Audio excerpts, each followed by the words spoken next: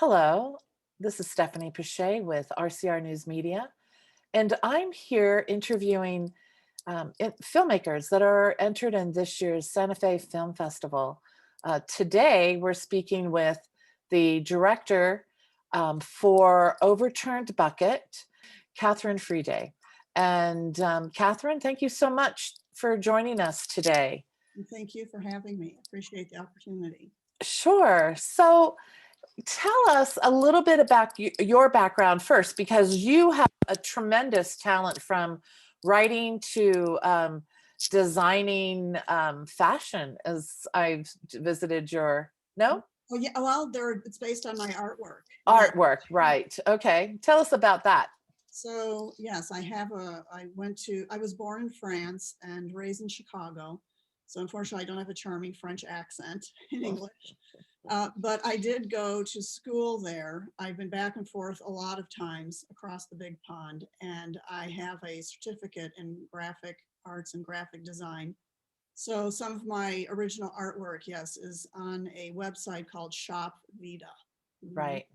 I almost finished shopping Vita before we had to start this. Oh, I okay. I'm not a person you send a link to because I always find something.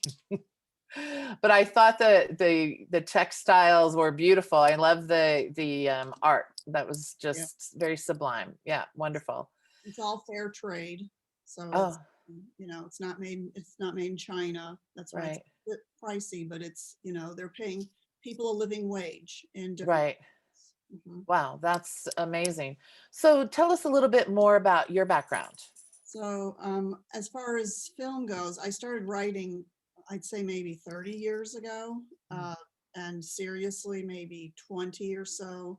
And I sold a script that was on Hallmark a few years ago, the first Christmas script to air with lead Latinx characters and actors. It's called Enchanted Christmas. And it kind of opened the door for those actors, I think, as well as a few other, more diverse characters in some of the Hallmark films. So I'm very proud of that. And I've produced several shorts, and I have a lot of award-winning scripts that I'm still trying to get sold. Okay. So what inspired you to follow this path as a writer? I think because as a visual artist, because film is a visual medium, I was attracted to that. And in addition to writing, I have been a production designer as well on some short films and web series. So I kind of see it like in a visual way. And I think that's why I was attracted more to screenwriting than prose, I guess. Okay. Oh, that's a great distinguishing factor. And it's exciting to see your work come to life right after you've written it. Yeah, it is. Mhm. I did see that Hallmark movie. I did love it, and I have to say, I was so happy that there were diverse characters because in all of the years we've had our entertainment news site and interviewed actors and posted articles about film, we've had a lot of people say, hey, what about diversity? Mhm. And especially for that channel, not to call them out, but that was a huge thing, and it did open. I have seen those two actors together in other films, and they're husband and wife, so they're adorable anyway. So they have that kind of chemistry. But having more diverse characters and having scripts that are, helping support that, I think is hugely important. And thank you for that.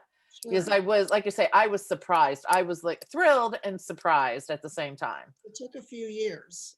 They passed on it at the Oh, first time it was pitched to them. And hmm. I think, yeah, they were more open-minded. And I'm actually working with a co-writer who's also a producer and director on trying to pitch a few more Christmas scripts that are a little bit more diverse, Hmm. in not just like in, I guess, ethnicity, but also maybe like, people who have maybe a disability who, Differently abled, right? Yeah, different abled people who also need to have their stories told. So yeah. No, I think that's so wonderful. And the president of Hallmark Channel, I believe, is an African American woman. Mm, So let's keep our fingers crossed mhm. for Mhm. for more diverse work being included there. So let's now talk about Overturned Bucket, because not only is this an original story, right? But it's also steeped in history, of New Mexican history before it was Yeah. New Mexico, and before Mhm. the Spanish were here, as you were telling me. So let's talk Yeah. a little bit about this story, and don't Well, give any so spoilers. No.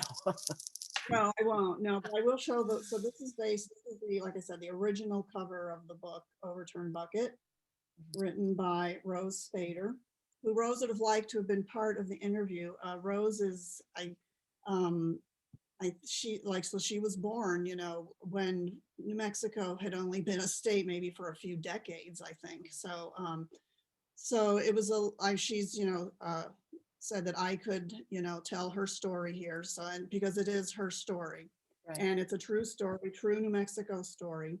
Like I said, that Rose's, I guess, most distant ancestors were from Picuris Pueblo. And I hope I got the right, I think it's Picuris is what she told me.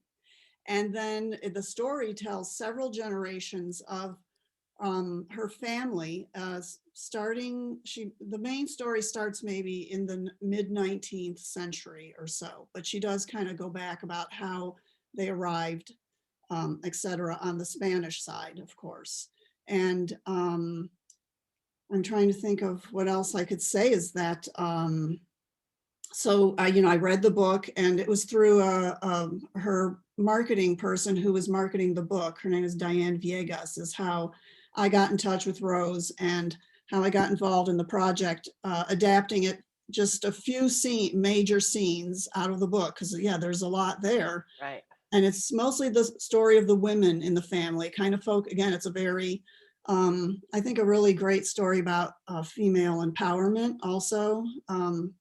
And so I was only going to be the writer at the beginning, to adapt for the short film, but Mm. the more I read it, I was visualizing how we could, get it shot and what it would look like. Again, is what we were saying earlier. So I became the director as well as a co-producer, along with Diane and another producer named Tiffany Neely. So we shot this over, I think, 3 weekends in February a few years ago, Mm. and mostly in Corrales, but also we needed like period vehicles. So we shot in this bus that, thank goodness, there was the series Manhattan, that we found both vehicles that we needed, a bus and a period bus from the 40s, as well as a pickup truck.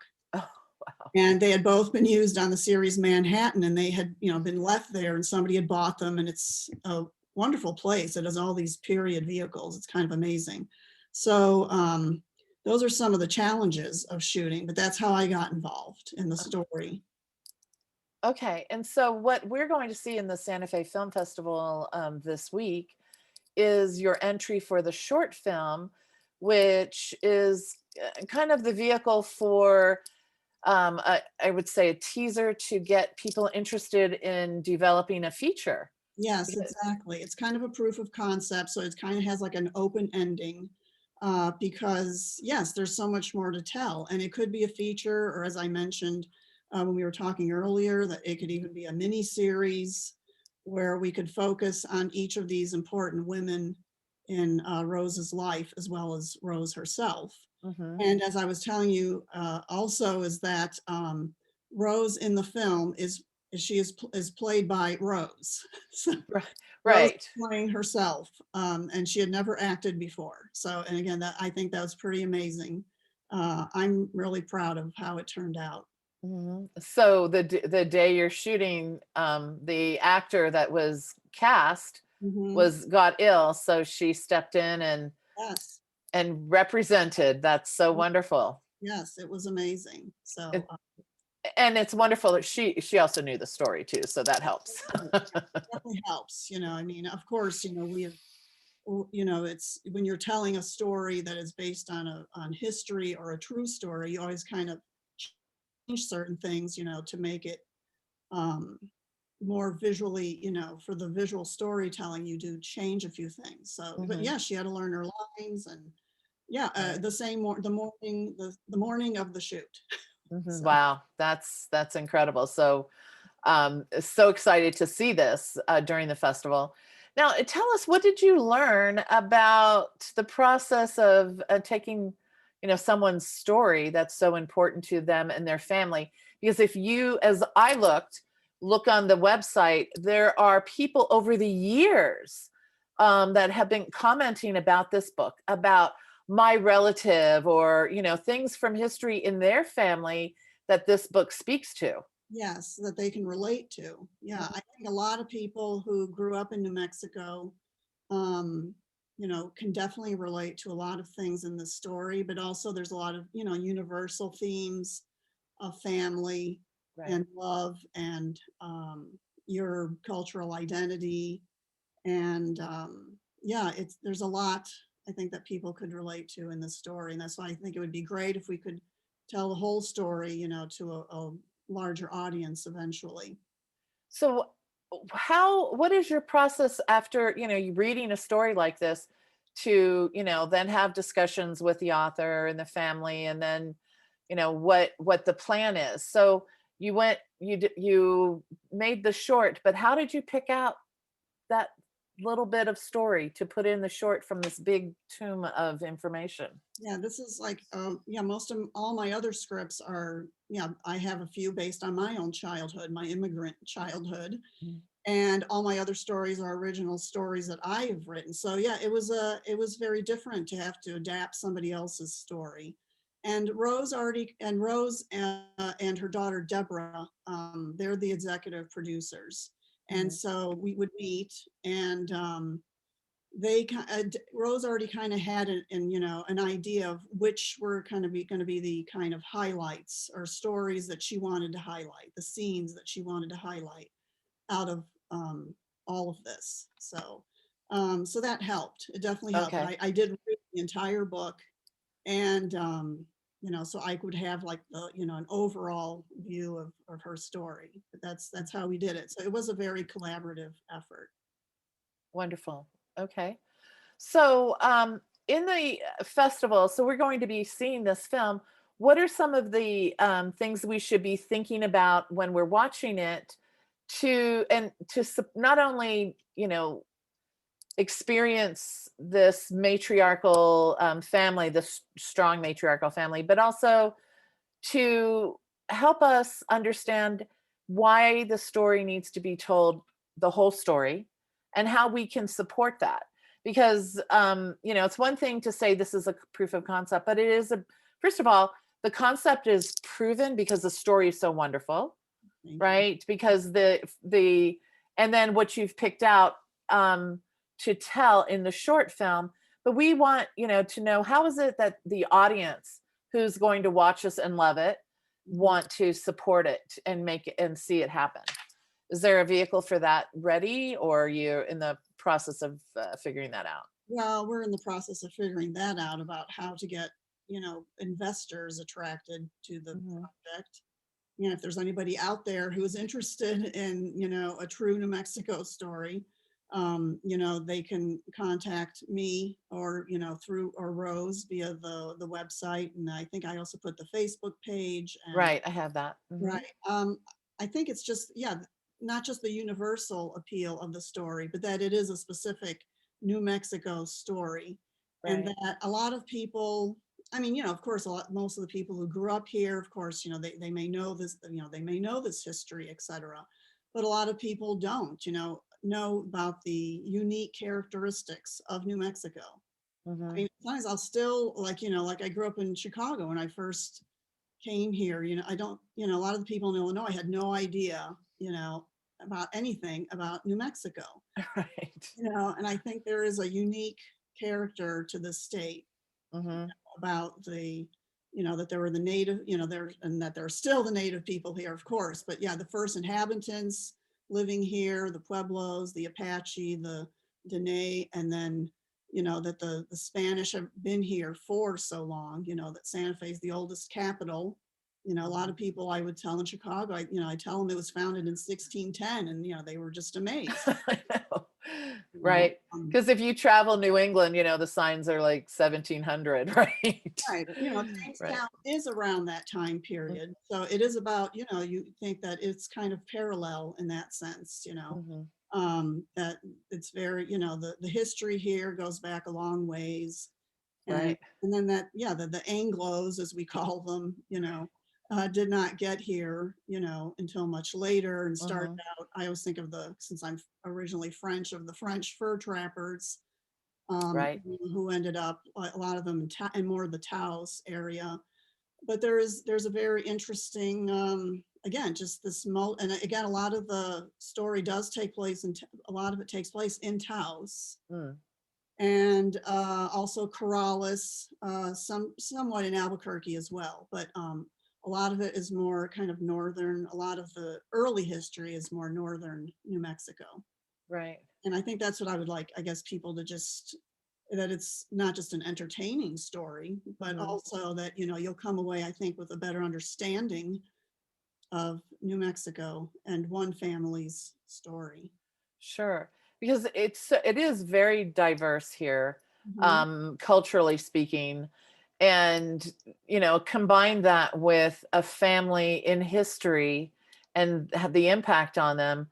It's compelling. And not only that, you leave reading the story and then watching the film and then hopefully watching a feature, you're enriched with that history, that understanding. And I think that makes us more, that brings out the humanity in people Yeah, whenever you deep dive into a family and a culture and that type of a story genre. yeah, it's not so dry, I mean, it makes it personal, Mhm. the human experience, Right, that right. connects us all. I think we need more of that, actually. Yeah, this is very wonderful to learn more about this story. We're definitely excited to watch it during this week's Santa Fe Film Festival screenings.